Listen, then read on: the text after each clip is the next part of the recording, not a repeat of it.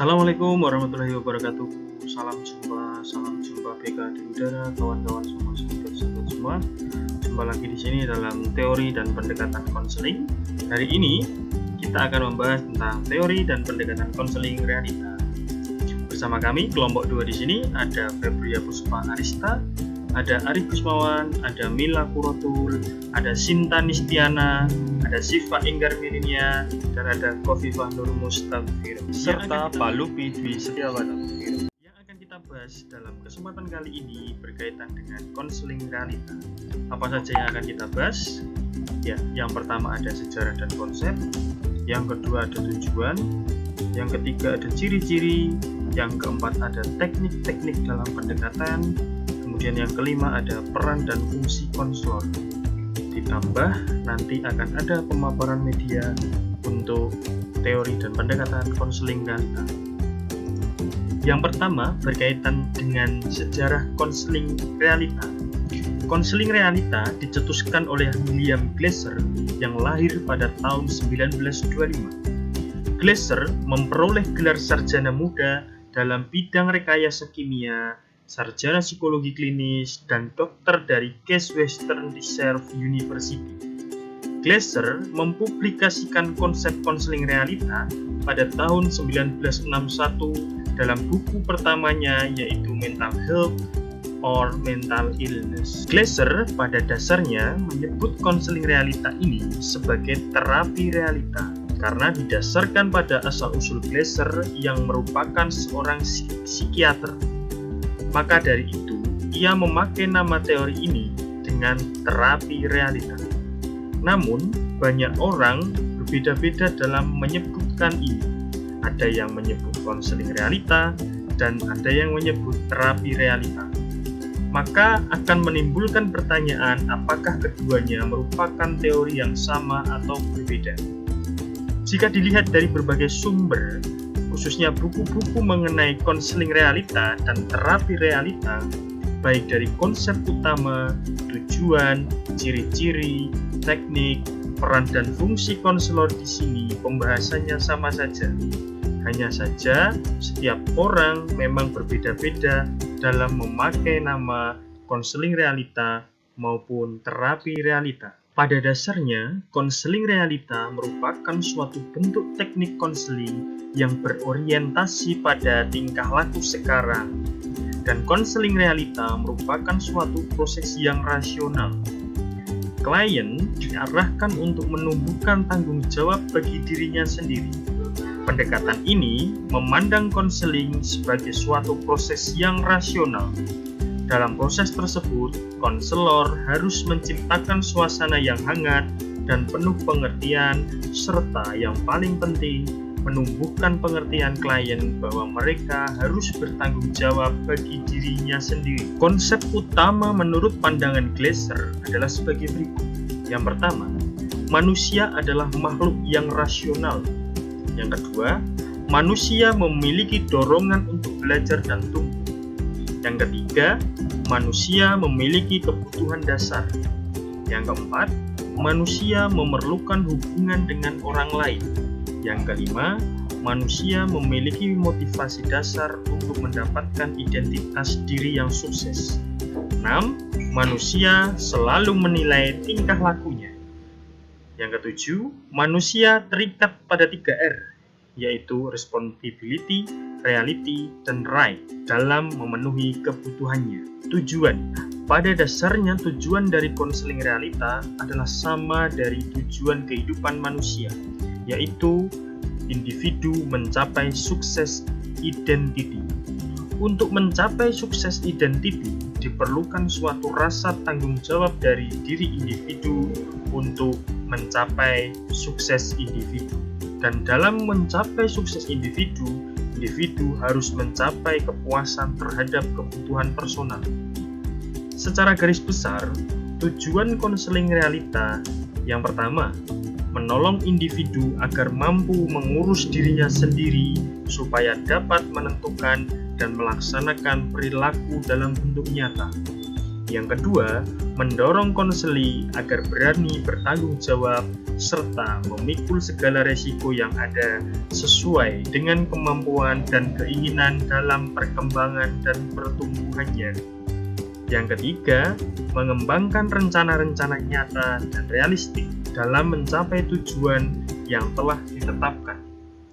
Yang keempat, perilaku yang sukses dapat dihubungkan dengan pencapaian kepribadian yang sukses, yang dicapai dengan menanamkan nilai-nilai dan adanya keinginan individu untuk mengubah dirinya sendiri.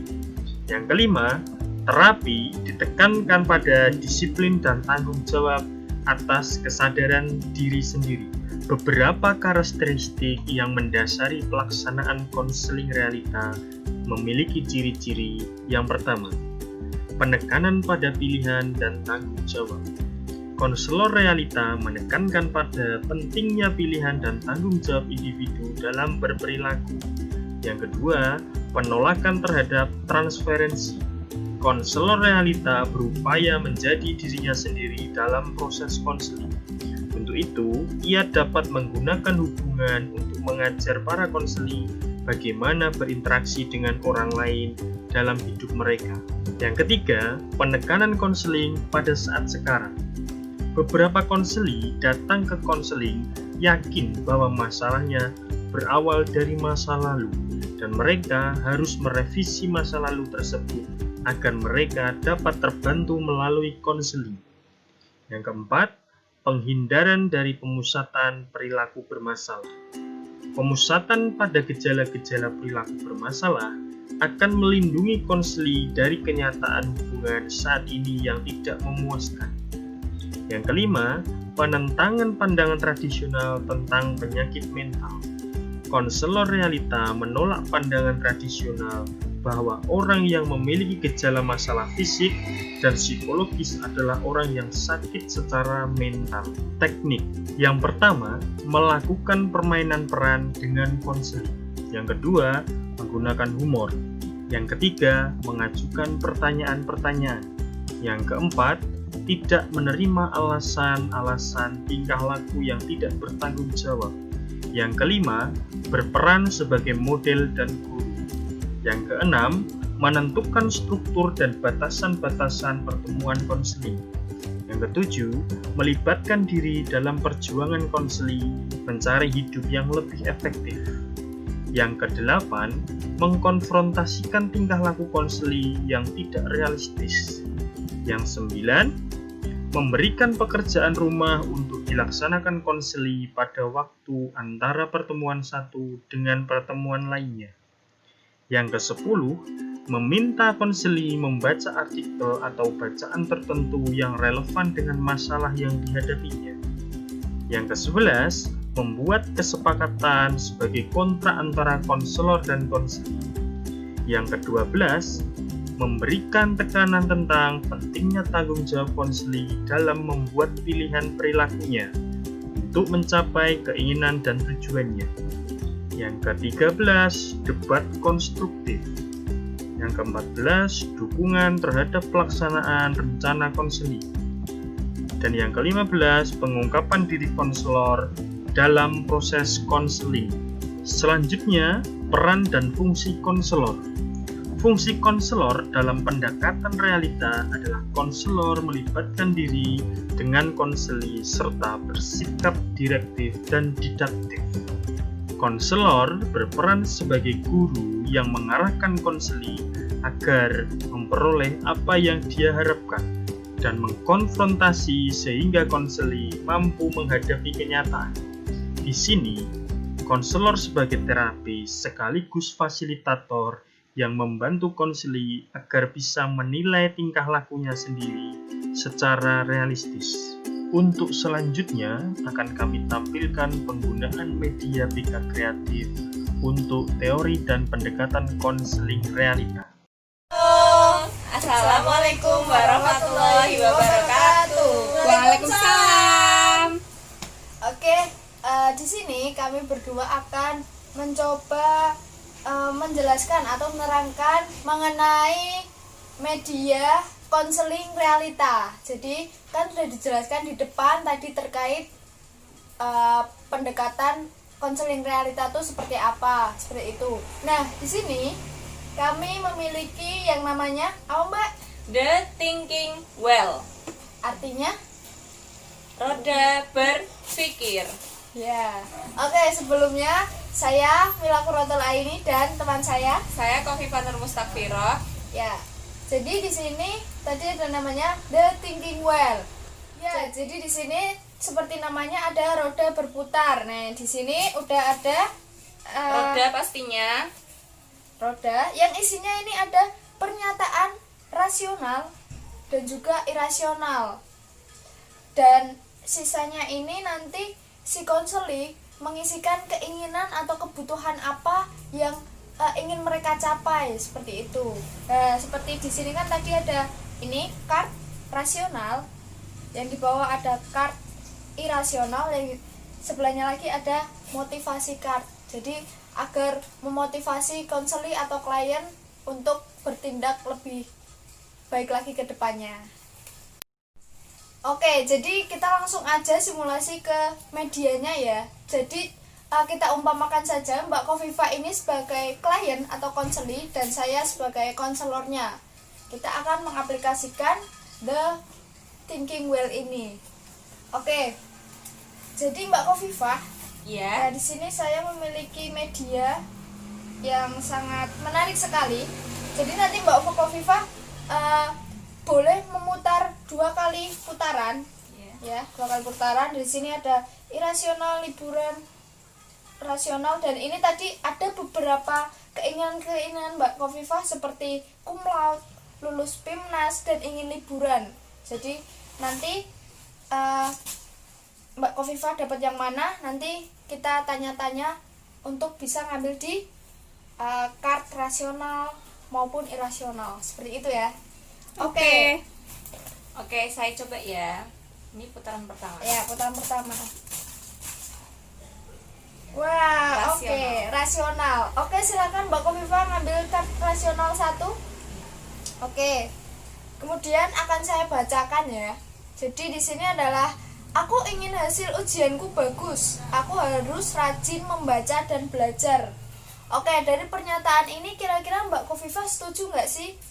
Saya setuju karena usaha belajar itu kan mesti membuahkan hasil ya. Nah, kalau kita ingin nilainya bagus, kita harus belajar, dan usahanya itu ya belajar supaya nilainya bagus. Ya, betul sekali. Sejauh ini kira-kira Mbak Khofifah kalau mau nilainya bagus belajar atau enggak? Belajar sih, belajar. Belajarnya Iya. semalaman atau gimana? Kadang-kadang semalaman, kadang-kadang enggak. Itu kamu rasakan hasilnya maksimal atau tidak? Maksimalan yang enggak semalaman. Oke, berarti dipersiapkan dengan baik dengan gitu ya. dipersiapkan dengan baik. Oke. Jadi enggak semalaman. Tuh, Mbak. Ya, maaf ya. Tadi ada Tadi kesalahan. ya ada mungkin ini kurang rekat gitu. Tapi no problem ya. Ini tidak mengurangi esensi dari media ini. Oke, ini tadi udah rational card. Kita kembalikan lagi dan kita ke putaran kedua Mbak Khofifah. Iya, saya mulai putaran kedua ya. Siap. Wow. Amin. Ya, tadi ini Mbak Khofifah dapat lolos PIMNAS. Jadi ini tadi keinginan Mbak Khofifah yang telah dituliskan kemudian ditempel di sini. Oke, itu keinginan yang sangat luar biasa sekali ya. Oke, untuk bisa lolos PIMNAS nih Mbak Khofifah, kira-kira persiapan atau rencana apa yang sudah Mbak Khofifah lagi persiapkan agar kedepannya itu bisa lolos PIMNAS nih? Itu sih paling ya membaca banyak referensi, penelitian sebelumnya gitu. Sejauh ini ada kendala mungkin? Mungkin kendalanya karena itu ya, karena saya masih pemula juga kan, jadi saya lebih bingung gitu mau gimana langkahnya setelah ini gitu. Tapi sejauh ini sudah nggak bingung lagi atau gimana? Untuk kendalanya sih mungkin teratasi ya, sama yang saya itu sering baca referensi, terus tanya-tanya ke orang yang udah pernah ikut PIMNAS gitu. Oke, bagus sekali ya. Jadi secara tidak langsung Mbak Khofifah ini udah tahu solusi-solusinya seperti itu. Oke, ini udah 2 kesempatan dan ini adalah yang terakhir Mbak Kufa boleh nih ngambil yang motivation card, boleh. Terus dibaca yang keras ya Mbak, kan namanya motivasi Saya ya. ambil nih ya. Oke. Sebuah perjalanan ribuan mil dimulai dari langkah kecil. Ya. Kira-kira gimana? Setuju nggak sama motivasi itu? Setuju. Karena kalau kita mau mencapai sebuah tempat yang jauh itu pasti diawali dari langkah-langkah kecil yang lama-lama akan menjadi panjang atau Iya. ya itu panjang atau Panjang atau banyak? banyak Ya, itu. seperti itu. Oke, benar sekali. Jadi apapun hal besar itu akan diawali dari hal-hal kecil seperti itu ya. Maka dari itu kita nggak boleh menyepelekan hal-hal kecil di manapun atau di setiap aktivitas atau kegiatan apapun itu gitu. Jadi kurang lebihnya itu media dari kami, dan harapan dari tujuan kenapa diciptakan media ini adalah agar si konseling itu mampu paham apa sih yang harus dia lakukan, apa yang harus dia untuk bertindak, dan dia bisa bertanggung jawab terhadap apa yang udah dia lakukan gitu. Jadi dengan dia tahu apa yang akan ia lakukan, maka dari itu dia bisa mempersiapkan, dan dia juga akan mampu menanggung resiko dari rencananya itu. Jadi rencananya benar-benar matang sehingga dia dapat mencapai apa yang dia inginkan, seperti itu. Itu sekian dari kami ya simulasi media ini. Semoga Ya. bermanfaat dan membantu. Bye bye. Wassalamualaikum warahmatullahi wabarakatuh.